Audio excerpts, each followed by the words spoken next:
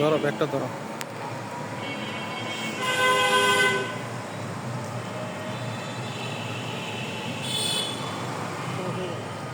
হ্যাঁ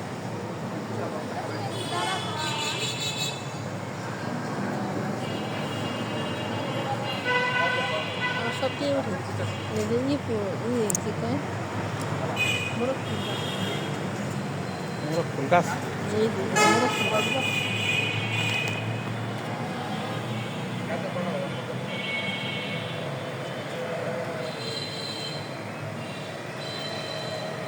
এইটা মনে হয় এই আছে